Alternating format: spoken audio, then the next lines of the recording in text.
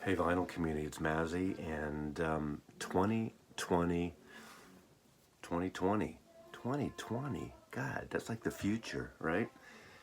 This is the year that we all have perfect vision, apparently. That's what it's going to be. We all have 2020 vision. This is the Vinyl Tag 2020. It's starting, I think it started last night, and I've seen a handful of responses so far. This is my first year in the VC. I did do, I think, one or two videos prior, and then I was dormant for almost a year or something. And then I really got into it just after the 2019 vinyl tag. And those of you new, like I didn't know, there's no instruction manual for this stuff. So the vinyl tag is a set of questions that somebody comes up with, and everyone, you know, if they want to, they try to answer, and it kind of gives people a little bit of a background of who you are, what you're into, at least in the moment. You know, these kind of challenges are always fun and interesting, and you can pick different records almost every time. So without further ado, the 20 questions, and I'll go through them and showcase. Sometimes I picked a couple extras. So thanks for a wonderful year, and it's been tempestuous year, some great things, some tragic things, some beautiful things, and I've really met a lot of wonderful record music lovers on these channels around here on YouTube and the vinyl community. So here we go. The first question is best find of 2019. I'm showing two. One was extremely rare and one just somewhat rare, more contemporary. Procol Harum's first album, the Italian pink cover. You know, you've seen the black cover most of the time.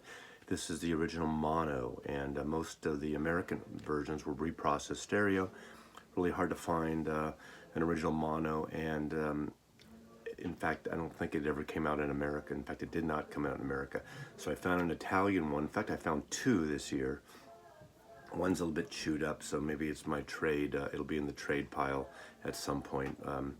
But love, as you know, I love Procol Harum. I've featured them, and this is a great album. Now, the original album did not have Wider Shade of Pale on it. That was added in America, I believe. I'm not quite sure if it was added to the UK, so I don't know. I make mistakes. But original Italian pink. Also, though, two albums I got at the same time. Jesse Sykes and the Sweet Hereafter. I just got these in the last like 2 months. Jesse Sykes has sort of a folk psychedelic, a little bit of a retro gray slick going on, psychedelic, some folk psych. And these records, I think, were about 10 years apart, and I can't remember which one's which, but Like Love and Lust, The Open Halls of the Soul, great kind of voice, and I've had these records on CD, and to find them on vinyl, you know, unplayed. One was brand new, sealed, and one was barely played. You know, this is the time when, just before the vinyl explosion was happening. But Jesse Sykes and the Sweet Hereafter, I'm going to add that to finds because I really like that. And I didn't know I was looking for it until I found it. One of those things. So it wasn't like the big quest. Now going into the novelty record of the year, my novelty record, or just a novelty record, but it happened to be this year at Record Store Day, and I showcased this in my Record Store Day video. And this is Raymond Scott. I'm going to be doing a feature this year on Raymond Scott. Composer, electronic inventor, orchestra leader. He worked with the NBC and CBS television orchestras. He invented some things, some weird, bizarre sounds. Manhattan Research Company was his in the 50s into the 60s. He worked for Motown, working on some inventions for a while. But these are jingles that he kind of wrote and produced in the 50s and 1960s. Some of them featuring Dorothy Collins, the vocalist on all these commercials. Things you've heard before, like In the Land of Sky Blue Waters, car commercials. They were married for a time during this. But this is a fun record. I thought I'd play it once, but I've been kind of playing it quite a bit more than I thought. So Raymond Scott, The Jingle Workshop. And this is on Modern Harmonic Records, which is an offshoot experimental section of Sundazed. Okay, next question. Homage, a cover that pays homage to another. Did I skip something? Oh, I skipped. Excuse me. My favorite record of 2019. I showed this. I did a top 10 record, although in my top best of 2019, I didn't pick a number one. But my number one record is Ghosteen, Nick Cave, moody, dirgy, just gorgeously beautiful. And a close second, introduced to me by Dave, Local Bandography, Diagonal by Enrique Monafusco from Spain. Hard to get here in this country. I had to order it from Spain as well, but just gorgeous. I keep playing this record. It's very uplifting and very heroic, like the cover. So I'd say these are my top 2 records of 2019. Okay, an album cover that pays homage to another record cover. Kind of an obvious choice for me, but you don't really think of it a lot. Paul is Live and Abbey Road. I wonder where he got this idea for this. Next, B-side or a deep cut. I'm calling this a deep cut because it's on a comp album. One of my favorite bands, as you know, is the Kinks, the Great Lost Kinks album. And When I Turn Off the Living Room Light, which opens side 2 of this album. Who cares if you're Jewish and your breath smells like garlic, do-do-do-do. When I turn off the living room light. You don't like me singing, but I'm going to sing because I'm not doing needle cuts or needle drops here. Anyway, love this great song. I love this comp. This is a wonderful comp. I'd say it's essential in the Kink catalog. It's an important record. Something funky. Well, it's got to be African Scream Contest Volume 1 and 2, Analog Africa Records. I've showcased this label quite a bit. I'm trying to little by little pick up every time I see their record or Bandcamp. But these 2 records are amazing comps. Raw and Psychedelic Afro Sounds, 1970s, and Volume 2. Great covers, great funky things. Amongst my favorite records I've been playing the last, I'd say, year and a half. Okay, Shelf Buddies. Weird Shelf Buddies. Records next to each other that make an odd pair. I could have done so many. I don't know why I picked these, but Ian Whitcomb, who is a musicologist, does a lot of ragtime music. He had a hit, You Turn Me On, in, 66 or 67, a single. UK, this is an original Tower record, but it's next to Kitty Wells, a great classic country singer. This is a Kitty Wells story. So Kitty Wells and Ian Whitcomb. I don't know. Is that so strange? Strange bedfellows, strange oddfellows? Kitty Wells, Ian Whitcomb. Mellow Underground. I've done so many live videos and showcase live albums and concerts and things, and I was there, a band I've seen, Jefferson Airplane. I wasn't at the Fillmore shows of Jefferson Airplane for Bless This Bone Will Ahead in 1968, but I did first see the Jefferson Airplane late 68, early 69. One of my definitely favorite of the San Francisco psychedelic bands of the time. When they were live, they were friggin' great. Spencer Dryden, Jorma Kakkonen, you know them all. Jack Cassidy's bass playing alone holds this together, and the back and forth singing between Marty Ballin and Grace Slick, and then, of course, our friend, what's his name? The main guy.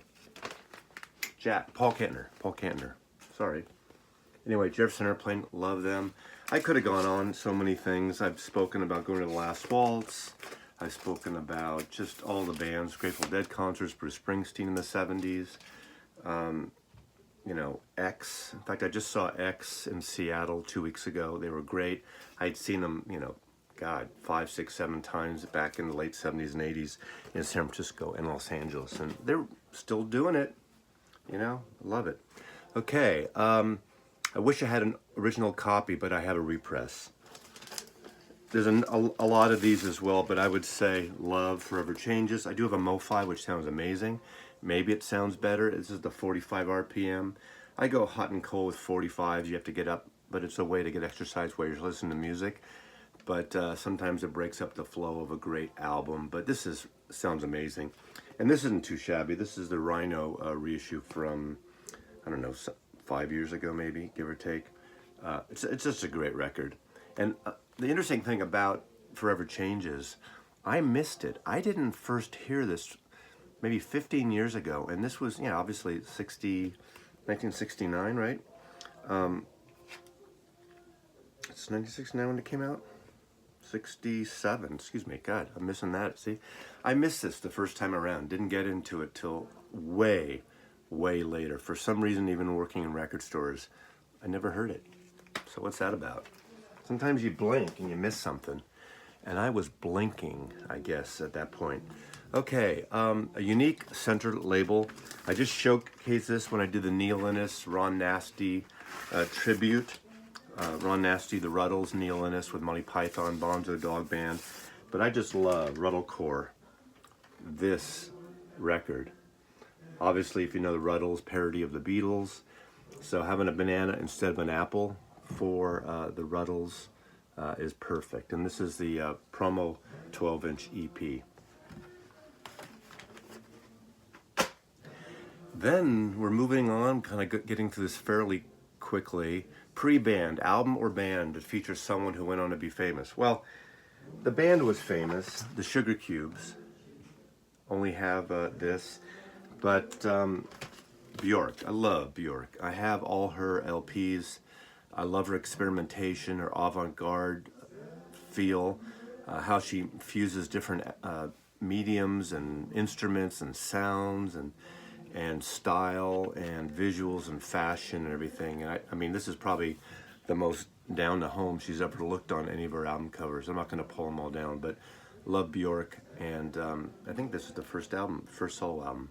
So she definitely got more known on her own post Sugar Cubes, at least for people out there in the world, a little more the masses.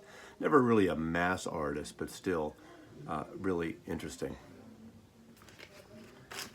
Okay, moving on to the 2020 questions and answers. Musical book or movie you'd recommend? I have two books I'm picking. Joe Selvin, both these were writers for the Chronicle, San Francisco Chronicle.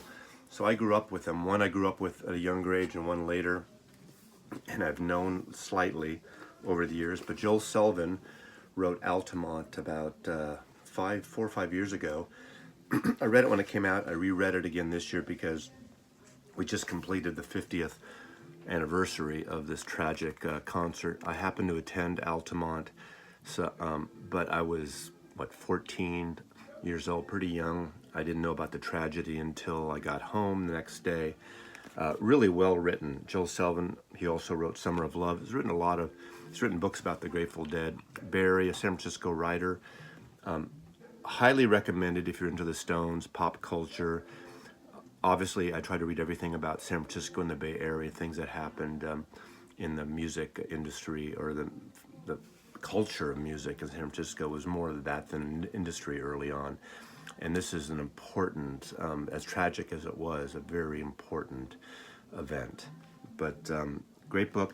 The other one, another critic who was the rock, music, folk, jazz, just basically the music critic of the San Francisco Chronicle, is Ralph J. Gleason. Ralph J. Gleason, sort of the elder statesman. You can find great jazz videos and performances on YouTube. Ralph Gleason in the local KQED public television station did a series of live jazz concerts, and you'll see Coltrane and wonderful black and white footage of these great artists of performance. And Ralph had his always his signature pipe, and he would light it, and he would introduce these great jazz artists, great writers, but he was open to new music. He really pioneered the San Francisco rock ballroom scene with the Airplane, the Dead, all those bands. He wrote great, there's an interview also online probably with Bob Dylan. He interviewed Dylan and wrote about Dylan records and Beatle records. I remember one of the great reviews he wrote when the White album came out. I remember the headline to this day. Beatles New comes in a white plain package, something like that. I'm paraphrasing. But these are essays his son Toby compiled from his writings for the San Francisco Chronicle. And it's sectioned off by folk, pop, or jazz. Also articles on Lenny Bruce, politics when it refers to music and it crosses, intersects with music. An amazing writer, smart man, amazing writer, like the professor in a way of music, Ralph J. Gleason. But Music in the Air, to Selected Writings of Ralph J. Gleason. Highly recommended. Okay, I'm so serious today. It's a new year. I'm turning over a new leaf. Not really, but just right now. Underrated albums. Did I pull it here? I showed a little preview. I'm going to show one artist, underrated artist for me that I love. Again, not for everybody. Scout Niblett. I showed some of her work. British artist. I think she might still be living in the Portland, Oregon area. But her stuff is minimal out there, a little avant-garde, but fun and just very indie. Scout Niblett. She plays drums in a weird way, almost not with any great rhythmic feel to it, but there's something really special about her. She's got this kind of like singing that it's very unusual. I've seen her 3 times live, but she sort of disappeared from the scene the last decade or so, maybe a little less. But Scout Niblett, she was on Drag City Records for a while, some indie labels. Last thing was it 2010 maybe? I don't know if she's done anything since, so 10 years. Maybe she's done 212, I forget now. This might have been her last album. 2013. This is, I think, her last album. Anyway, Scout Niblett. I'm a big fan of Scout Niblett. Okay, same album, different cover.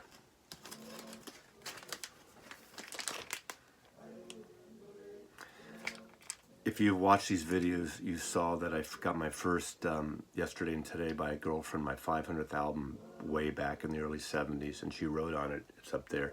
But Judy gave it to me, wrote on it. So I have my first copy. Then I found a few years later, another copy. I think I found it for like $20. So I found this for $20. This is going to go into, this is the one, Bad Taste. People steamed it off because this is an ugly cover they put on after it. Yesterday and Today is an American comp of singles at the time, plus a few songs I got in advance from what would be on the UK version of Revolver, and unfortunately they were taken off for the American version. That's a whole other story. Most of you who collect Beatle records know the story. Nothing new, but you got to check it out. But anyway, Yesterday and Today. And then that goes into the next one, an album you bought cheap, and now that's worth money. So $20-25 I paid for this. Put your covers. You can really run the gamut depending on first state, second state, third state, no state, whatever state. Anyway, favorite drummer. I was thinking about this. There's so many things I could have gone, but I don't know if he's my ultimate favorite. I was thinking of Jim Keltner on the Rock, great session drummer, been on so many great albums. Just solid. He's not flashy, but he's a great album. But I'm going with Art Blakey and the Jazz Messengers, mainly because Art Blakey really discovered or brought in like a great number of musicians to the Jazz Messengers over the years. Lee Morgan, Wayne Shorter, Bobby Timmons, Freddie Hubbard, Cedar Walton, Reginald Workman, Curtis Fuller. I said Lee Morgan, didn't I? Yeah. So there's that with him, and there's also I got some others here. McCoy Tyner, Sonny Stitt, Art Davis.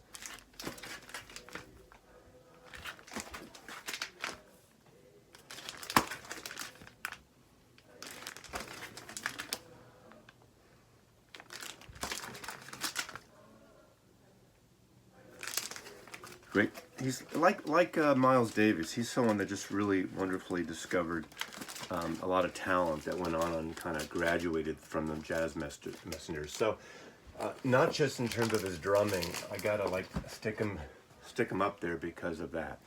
Okay, turning 20, an album that turned 20. One of my favorite all-time records that turned 20 this year. I didn't realize it until I looked it up, because I have to research, and I have the Google thing. Google still works in 2020.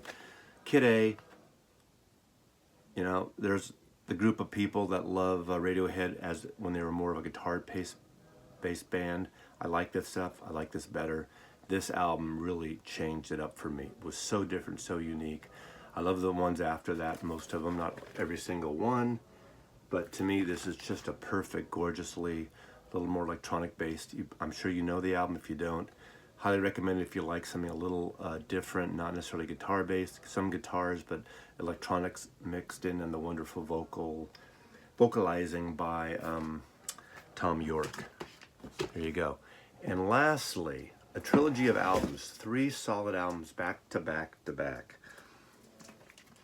I'm not picking these just to be controversial. You know, Bob Dylan is one of my favorite artists. I have every Dylan album, so he's another artist that I have a complete discography of. But I'm going with his last 3 albums, his last 3 studio albums, not reissues, and his last 3 studio albums, his crooner albums, his Sinatra-influenced albums, Fallen Angels, Shadows in the Night, and then he tops it off and drove some of his fans crazy with Triplicate, a 3-record set of more crooner stuff. Beautiful record. This stuff, I think all of it maybe, was recorded at the Capitol Records Tower in Hollywood, that great studio where Sinatra recorded, Nat King Cole recorded. I mean, I'm a big Nat King Cole fan. I love the songbook, or the ballad records and the Sinatra swings records. And Dylan doesn't have a Sinatra voice or a Nat Cole voice. We all know that. But for some reason, these touched me. I read a lot of people ranting, and they hated when he put this out. Like, come on, let's get a new Dylan album, not this same old, the old standard stuff. But he did it, and he did it his way. His band is tight, is intimate. He produces these under the name Jack Frost. That's his synonym to produce his own records over the last decade plus. Love Bob Dylan. Love these records. I mean, if these are the last new things he leaves us, I'm cool with that. But anyway, I love Bob Dylan. So VC, again, thank you. In terms of shout outs, boy, there's so many people to shout out. A lot of new faces here. Too many 45s in Austin. I love his symmetric and his taste, and his demeanor. Julius Jabbar, Sherv, how international and worldly he is with his releases as well. I mean, there's probably Cosmic Rama.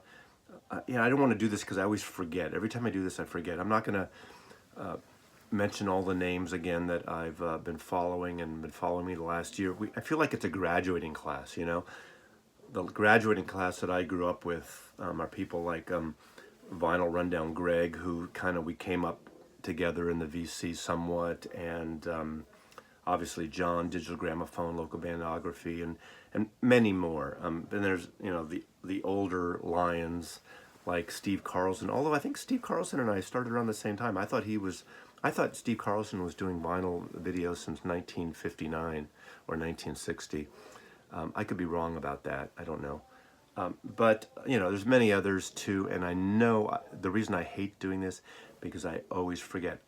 Elliot Cruz, who I just befriended very recently because of his country stuff. I like his sort of his good heart and his acoustic-based music and everything. I'm not going to mention anymore because I forget, and I didn't write that down. These are just off the top of my head. There's many more, and there's actually a handful of folks that comment on it seems like clockwork. They comment and they give me some support and on my videos that don't make videos. And to you all, I thank you dearly. Some people have inboxed me privately And I do thank you. I'm not going to mention names because it's just out of my head at the moment. Anyway, thank you, vinyl community, and Happy New Year 2020. It's got to be better, you know. We need to share good thoughts, good things. As snarky as I get, I really love just, you know, the sharing that we have around here and the goodness. And it comes from the top down, and we all need to kind of get along better. So I wish, you know, we had more of good things going on in the world from that level. Whatever we agree or disagree politically, that's fine. But when people start calling people names and just breaking people up, and breaking families apart, I think that's where, you know, I draw the line. But thanks again. You know me. I'm going to go there once in a while. Mazzy loves you, and thanks, Vinyl Community, for having me and me being had. But wait, there's more. I totally forgot one question. The band, you have entire discography. I have Dylan, I have the Byrds, Kinks, but obviously it's the Beatles. The Beatles, entire discography, plus pretty much this entire section cabinet, American mono and stereo, UK mono and stereo, Beatle boxes, Beatle foreign editions, Japanese, Uruguay, Italy, Canadian, Italian, French, German, solo records, families, the Beatle families, Yoko, Julian, Sean, Linda, as well as George Martin, cover records by artists doing the Beatles, Beatle box sets. The Beatles, they drive you crazy. They drive me crazy. Anyway, that's the entire discography over there. You see these kind of title pull cards from record store days.